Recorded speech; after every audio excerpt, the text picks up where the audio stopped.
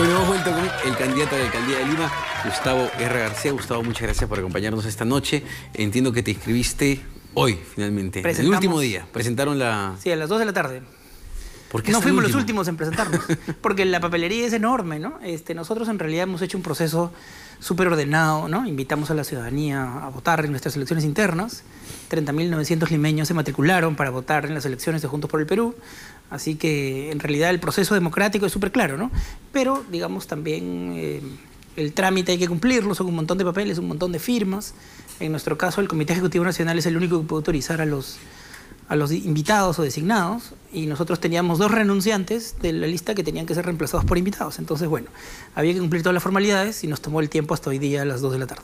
Tú has sido gerente de Protransportes en la gestión de Susana... Presidente de Protransportes en la gestión de Susana Villarán, y uno de los principales problemas en esta ciudad es el infernal tráfico de Lima. Realmente no parecen haber muchas alternativas, o no las vemos, alternativas de solución. Se está haciendo una línea 2 del metro que, ok, es una buena solución. El metropolitano funciona, pero no funciona del todo bien. Los corredores viales, no están funcionando, no del todo bien. ¿Cómo hacemos para que Lima deje de ser tan caótica? Yo creo que lo primero que tenemos que hacer es diferenciar el problema del tránsito del problema del transporte, porque son dos cosas relacionadas pero independientes, ¿no? Nosotros respecto al tránsito tenemos la figura súper clara. Lo que necesitamos es... Hay 5.000 intersecciones importantes en Lima, solo hay 1.250 con semáforos y solo 300 o 250 con semáforos inteligentes, que funcionan como arenales y petituars. Entonces lo que tenemos que hacer es invertir 90 millones de dólares en esa inversión de semaforización prioritaria y darle a Lima toda la capacidad en términos de personas y profesionales para manejar la gestión de tránsito como se hace en todos los lugares del mundo, porque acá estamos, digamos, como en la Primera Guerra Mundial, ¿no? Y ese es un punto, que nosotros pensamos que podemos tener 1 año para adquirir los semáforos inteligentes y los sistemas que sustenten la gestión del tránsito, y 1 año para iniciar la implementación y la curva de aprendizaje, porque, digamos, todavía no se ha formado una masa crítica de profesionales para manejar la gestión del tráfico o del tránsito. Y el otro problema es el transporte, ¿no? Que también contribuye a la gestión, a la congestión, pero que es un tema distinto, que es el servicio del transporte público.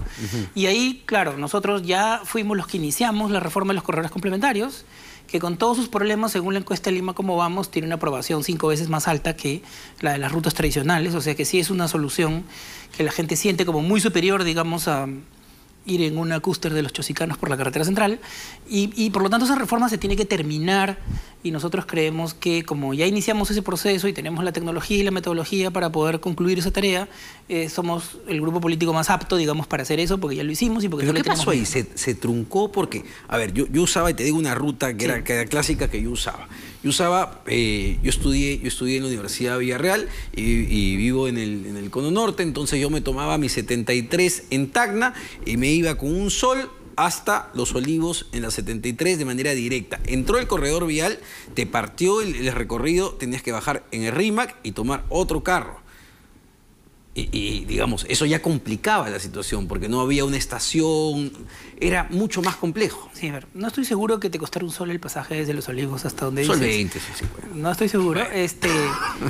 Ok, lo que pasa es que la reforma se implementó de forma incompleta porque se nos acabó el tiempo, digamos, ¿no? Nosotros implementamos la troncal del corredor Tacna-Garcilaso-Arequipa, ¿no? Que entre julio y diciembre del 2014 sacamos 4.500 cústers de la troncal, o sea, desde Lóvalo Balta hasta Amancaes en el RIMAC, y lo reemplazamos por 154 buses de 12 metros a gas con 2 años de antigüedad. Ese trabajo, que fue gigantesco, apoteósico, necesitaba que después se implementen los alimentadores, que son las rutas que llegan a Chorrillos, a la Católica, ¿okay? A diferentes lugares, y que tenían que tener un descuento de 50 centavos con la tarifa de los alimentadores. Entonces el problema es que nosotros solo nos alcanzó para implementar 2 alimentadores. El alimentador norte de Flor de Mancaes a Mancaes y el alimentador Norte 2 de la Plaza de Hacho al corredor, que luego fue desmontado por la gestión de Castañeda. Y claro, terminó diciembre del 2014 y le tocaba a la siguiente gestión terminar de implementar los alimentadores. Lo que pasa es que Castañeda, como se peleó con los concesionarios y le canceló los contratos a la mitad de los concesionarios del equipo, ya no tuvo concesionarios que pongan la flota que faltaba, ¿no?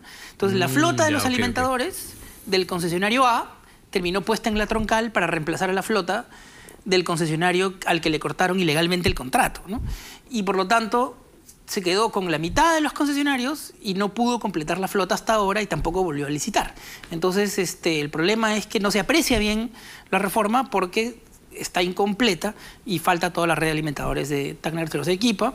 Así como falta en Javier Prado, nosotros llegamos a hacer la primera etapa, ¿no?, de Javier Prado. Castañeda ha llegado hasta la segunda, pero todavía falta retirar la flota del Callao desde Pershing hasta el límite con el Callao.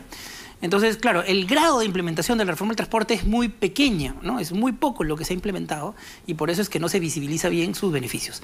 Ahora, igual yo creo que un tema de diseño que ahora estamos planteando mejorar es que hay que combinar la reforma del transporte con la política de subsidios. Porque como tú dices, ¿no?, si Lima no tiene una reforma para pasar del sistema de rutas larguísimas que pasan por toda la ciudad, seguiría pasando la flota por toda la ciudad, generando muchísima congestión. Entonces, para que funcione el sistema, tenemos que funcionar con un sistema tronco alimentador como el metropolitano o los corredores complementarios, pero eso aumenta el número de transbordos, como tú dices, más conexiones. Y eso encarece a la gente el servicio. Por eso es que la reforma del transporte tiene que combinarse con una política de subsidios que subsidie el segundo transbordo y el tercer transbordo. Y eso es lo que se hace en todas las capitales del mundo, ¿no? ¿Se puede hacer en 4 años? Sí, se puede hacer perfectamente en 4 años. De hecho, digamos, yo fui presidente por transporte solo 2013 y 2014 y avanzamos con una troncal entera, una troncal parcial, pero dejamos adjudicados los 49 paquetes de rutas de todo corredores complementarios. El problema es que luego vino Castañeda con su plan de desmantelamiento y anuló la mitad de las adjudicaciones, ¿no?, que ahora hay que recuperarlas. Pero sí, como el diseño ya está hecho, el proyecto de corredores complementarios es aceptado, ¿no es cierto?, tanto por las empresas como por los choferes que quieren entrar a la planilla, ¿no?, en el sistema de transporte público porque trabajan en condiciones infrahumanas en el sistema tradicional. Yo creo que lo que nosotros legamos a la ciudad es el consenso respecto de este modelo de intervención. Y ahora lo que falta es terminar de hacerlo. De hecho, se puede hacer, no en 4 años, incluso se puede hacer en 2 años, ¿no? Pero lo que pasa es que, claro, se va a perder unos meses en tener que volver a licitar todos esos paquetes que han anulado, que requieren una nueva licitación para completar todas las rutas, ¿no? ¿Tú crees que perjudica tu candidatura el hecho de que Jorge Barata haya dicho que le entregó $3 millones a Susana Villarán para la campaña del no? Yo creo que la gente va a ir sabiendo, y muchos saben, que yo he sido el primer político que denuncié la actuación y el comportamiento de Odebrecht en relación al gran proyecto de la Interoceánica del Sur, que fue una terrible, ¿no es cierto?, decisión del Estado durante el gobierno de Toledo, y que yo siempre tenía una posición dura de confrontación contra ellos. Incluso en el propio municipio, ¿no?, hemos tenido enfrentamientos importantes porque, por ejemplo, la empresa Odebrecht quería que en el proyecto de Rutas Nuevas de Lima los buses no vayan por el carril principal cuando se implemente el corredor complementario de las Panamericanas, sino que vayan por el camino de servicio, ¿ok?, como van a la altura de Javier Prado con aviación, ¿no es cierto?, que los buses van por arriba, ¿no?, y los carros privados van por abajo utilizando la mayor cantidad de vía, lo cual es súper injusto y eso lo vamos a cambiar.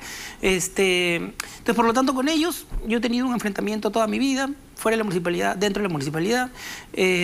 ¿Supiste que financiaron a la campaña del no? Yo lo que entiendo es que hay acusaciones de que han financiado a todo el sistema político, ¿no es cierto? Que hay acusaciones de que han financiado a Alan García, a Keiko, la campaña del no, y otras campañas, y a muchos alcaldes municipales y gobiernos regionales, etc.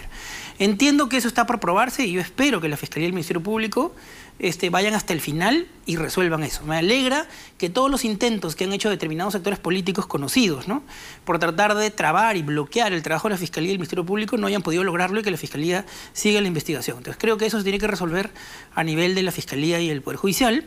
Y yo lo que sí puedo afirmar es que nosotros, ni en ninguna de las campañas que yo he sido jefe de campaña, ni en la que Susana ganó, ni en la campaña de Manuel Rodríguez Cuadros, ni en la campaña cuando Susana Villarán fue candidata presidencial, que no sacamos ni para el TEN votos, pero igual hicimos esa campaña, nosotros jamás recibimos un financiamiento raro.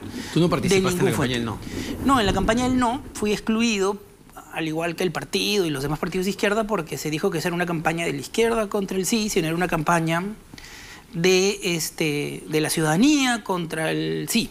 Entonces se manejó como una campaña por fuera de nuestra estructura, y por lo tanto se estableció una jefe de campaña que no era de nuestras organizaciones, que fue Anel Tausen, y yo no participé porque además era funcionario público. O sea, yo ya era presidente de Protransporte del 2013 y la alcaldesa a mí me pidió que me concentre en el tema de la reforma del transporte porque ella pensaba que ese era el legado. A mí, claro, me sorprendió un poco porque yo había sido el jefe de todas las campañas de Fuerza Social antes de la campaña del no, pero me pareció un argumento entendible, ¿no? El de que la reforma... ¿De Odebrecht? del transporte fuera importante. ¿Crees que Odebrecht pidió que no te vincules a esa campaña? No lo sé, pero lo que sí sé es que Odebrecht fue uno de los que se movieron, por ejemplo, cuando mi amiga Verónica Zavala fue nombrada ministra de Transportes en el año, al inicio del gobierno de Alan García. Por ejemplo, la gente de Odebrecht creía que como ella era mi amiga, a mí de repente me podían nombrar como viceministro. Y ahí sí me consta que ellos se movieron para asegurarse que yo no fuera. Claro, yo igual no hubiera aceptado ser viceministro de un gobierno de Alan García. Pero ellos sacaron notas diciendo, van a nombrar a García viceministro y va a bloquear la Interoceánica del Sur. Claro, en verdad yo no lo hubiera bloqueado, pero sí lo hubiera corregido. Pero nunca lo hubiera hecho porque no hubiera sido viceministro de Alan García. ¿Cómo hubiese enfrentado, Gustavo, la huelga de transportistas de hoy? Yo no estoy seguro de que haya habido una huelga propiamente el día de hoy, ¿no? Había una paralización muy menor, ¿no? Nadie en mi oficina llegó tarde al trabajo a pesar de que viven en zonas populares y lejanas y nosotros tenemos el local en el centro de la ciudad, en el centro geográfico de la ciudad y por lo tanto el paro es limitado porque el sistema de transportes es tan fragmentario, es decir, es tan desastroso el esquema de las rutas tradicionales, con los choferes fuera de la planilla, con los propietarios dueños de los carros que no son accionistas de las empresas, con las empresas que no son propietarias de la flota en un 80%, que es imposible que haya un paro. Porque los 200 gerentes dicen, va a haber paro, pueden hablar muchas cosas, pero lo cierto es que no pueden parar porque hay 20.000 propietarios y 39.000 choferes que necesitan comer todos los días. Entonces, casi siempre lo que hay cuando anuncian un paro es mucho desorden, ¿no? ¿Por qué? Porque los buses ya no salen de su parada inicial, sino de otro lugar, ¿no? Y se genera una cierta sensación de caos, ¿no? Explícanos qué está detrás de esta paralización en todo caso. Lo que está detrás es que la gente de los transportistas, digamos, formales en el sentido de que tienen una ruta, ¿no? Y que han sido autorizados por la Municipalidad de Lima o del Callao, claro, están en verdad muy golpeados económicamente porque Castañeda Locio apenas entró, votó a 700 inspectores de transporte y ahora le quedan menos de 200, ¿ok? Entonces, claro, con 200 inspectores por una ciudad de 9 millones de habitantes, ¿cuál es la capacidad para controlar la piratería, para controlar el taxi colectivo ilegal o el taxi pirata? Es nula, ¿ok? La capacidad es muy limitada. Entonces, los transportistas formales que tienen una autorización dada por el municipio sufren la competencia desleal en extremo que se está dando en este momento porque como no hay inspectores, no hay forma de controlar ni la piratería, ni el taxi pirata, ni nada. Entonces, en esas condiciones, por ejemplo, el bus azul del Arequipa Tacna Garcilaso ya no va a 15 kilómetros por hora como lo dejamos en diciembre del 2014, sino va a 9.2 kilómetros por hora. Porque no hay inspectores, entonces se han subido 30.000 taxis colectivos que paran y paran en todas las esquinas y hacen lento todo el corredor, ¿no?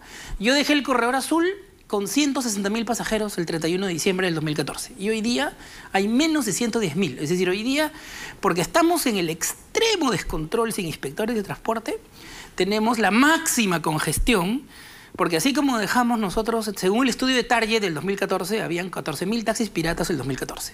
Hoy día es obvio que hay el doble de taxis informales que de los taxis formales. Es obvio porque uno lo ve en todas las intersecciones. Y por lo tanto, claro, hemos pasado de 14.000 taxis piratas a 200.000. Esos taxis que generan el grueso de la congestión hacen que los buses vayan lentos. A los buses ir lentos por culpa de la congestión que genera el taxi, lo que ocurre es que la gente se pasa del bus al taxi y se agrava la situación. Entonces, lo que tenemos hoy día tiene que resolverse y tiene que cambiarse muy rápidamente a partir del 1 de enero del próximo año, ¿no? ¿Hay una mafia en el sector transporte, digamos, que impide avanzar con las reformas realmente que necesita la ciudad? Yo creo que sí hay una mafia en el sector transportes, pero no es cierto que esa mafia impida avanzar. Lo que impide avanzar es la cobardía política, burocrática de las autoridades que no quieren terminar la reforma del transporte porque no saben cómo enfrentar las correlaciones de fuerza, ¿no? O sea, a nosotros el propio Castañeda nos hizo boicot en el RIMAC el primer día que implementamos el corredor azul con pago, ¿ok? El primer día pusieron unos matones ahí en el norte del RIMAC a apedrear las pequeñas unidades cústers. Nosotros los denunciamos y los derrotamos. Y además atendimos las quejas de la gente del RIMAC que se quejaba de lo que tú dices. Oye, tengo que tomar 2 conexiones. Ya, le pusimos un alimentador integrado a la troncal.